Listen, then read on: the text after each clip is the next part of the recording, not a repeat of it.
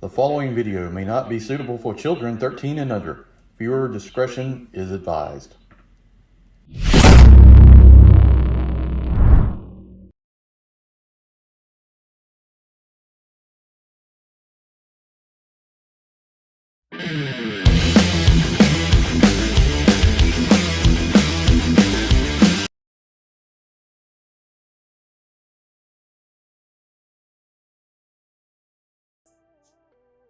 Hey everyone, welcome to the channel. Enewtabie here, and today we're going to take a look at some weapons and the plastic quality between the two companies of Action Force by Valaverse and G.I. Joe Classified. I collect both lines, and the way I think of it is Valaverse is a 6-inch, very realistic kind of military collection, you know. And G.I. Joe is like the nostalgia for the 3.75-inch figures I had as a kid. Had a large collection as a kid, so a lot of that stuff just hits good for me. I don't know what it is. It's hard to put a thing on it, but I like both lines. I collect both lines. I'm trying to get a little bit more into Action Force as the year goes on. I'm going to get the vehicle. I'm excited to get some more of the weapons packs. So these are some of the weapons out of some of the weapons packs, and these are some G.I. Joe weapons kind of going from original stuff released down the line and just showing some different plastic qualities, because getting this figure Big Ben really brought out what I think is a complaint that everybody is really kind of mentioning nowadays, is the plastic quality of weapons of Classified is not good. It honestly is got worse as time shows. We'll go over that, but you know, it's unfortunate. I mean, if you look at the barrel of this gun, I have not touched this now. This is the way it came out of the packaging. Now, you can fix that. I know that. That's not the issue. But why has there been such a drastic change in plastic quality going down the line? So let's, before we get started with that, if you have not, go up there, hit that subscribe button, help out the channel. I really would appreciate it. Let me adjust my light here a little bit. Yeah, just hit that subscribe button, like this video, share this video. Like I said, this is not going to be a bash session or anything like that, but I do want to point out the differences and some things I'd like to see. I do really like the Valaverse weapons. I mean, they're realistic. They feel good. The good quality plastic. I guess they're like injection mold. I don't know about that sort of thing, so don't quote me on that, but you can tell. I mean, like this is a AR, right? I mean, there's very little flex in it, tons of detail. It feels solid, you know, very good. Nice, got a thing on there. You can plug their blast effects in.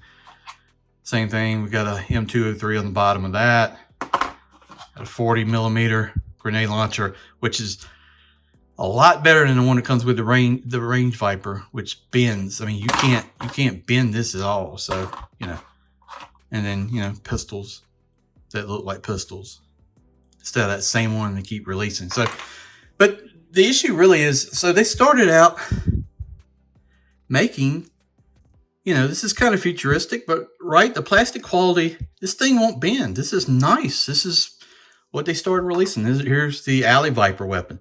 Same thing, plastic quality is good.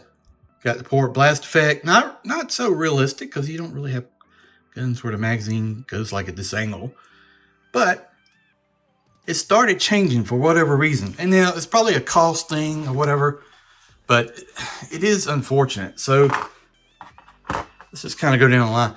This is one of those like generic G.I. Joe figures.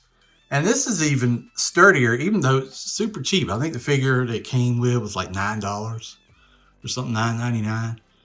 And I think this is the weapon to come with it. And, you know, the plastic quality is there. So not bad. I think this came with maybe Stalker. It's starting to get a little flex in it, but it's still sturdy. So nothing wrong there. I mean, you just can't compare the two. This is tremendous. You know, this is like at least several times sturdier than this plastic, but it's still good here. I think this is what came with the steel core, and then we're starting to get like really into bendable plastics. You know, it's unfortunate. I think this comes with steel core as well, and then this is, you know, crazy at this point. Why they're so flexible. Here's Harpoon, I think, come with the eel, and I mean, this is ridiculous at this point. The plastic quality is just going downhill, and it's unfortunate because I like both lines, but I think, you know, it's one thing that's got to improve. I don't know what the solution is. I don't work in the toy industry. I think it's just unfortunate. You know, it's a good line. I really like Classified, but they've got to fix some things. You know, I always mention the stand. I always mention the file card sort of thing, and that's personal things I'd like to see happen. You know, they do it on retro, which is fine, but I think that should be the standard bearer for their line. But you know, you're comparing a weapon here that they make.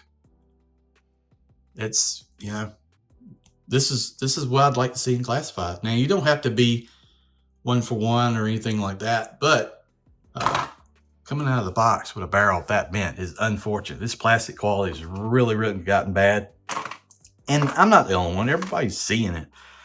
It's just, it needs to improve, because you can, you know, beginning of the line, you're making something like this is super sturdy, which is fantastic, and then now we can basically bend the gun in half.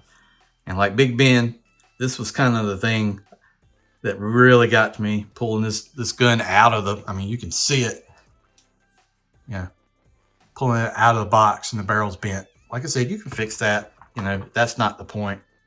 Just the plastic quality has just gotten so bad lately. But I just wanted to do that comparison. You know, collect what you want to collect.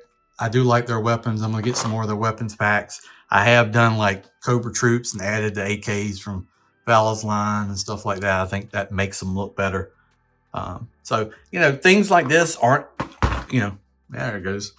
Things like that aren't, he's not going to stand now, but aren't deal breakers. But I think we need to make some serious thoughts about fixing some of these before it gets too bad. You know, okay, something like this may be okay, being, you know, in the water and stuff, but when you're doing a rifle for your line and it's just this bendable, I mean, come on.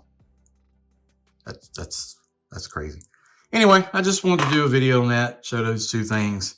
Like I said, yeah, I think it's a thing that can be fixed. Maybe it's just a cost issue and they're trying to cut the cost, but sometimes when you're cutting cost on materials, you're making sacrifices that hurt your customer service, and that's just something I don't think anybody wants to see. So, I mean, Big Ben's gun is nice. This looks like the FN gun, but I mean, coming out of the box like that, that's just it's bad.